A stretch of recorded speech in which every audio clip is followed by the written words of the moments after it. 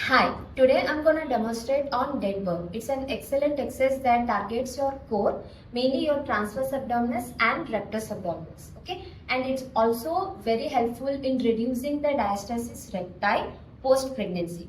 So how do we do it? So here I need to be in a lying position. Okay, so 1 foot on the floor.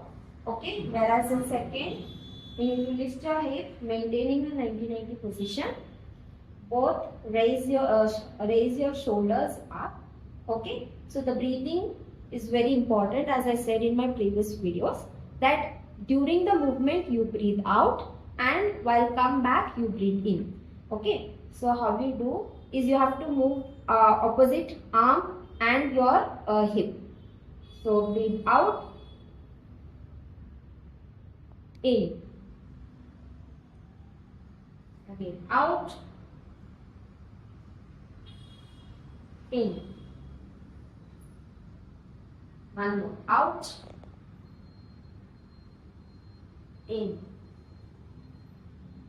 Now after a few reps, now switch the leg and then again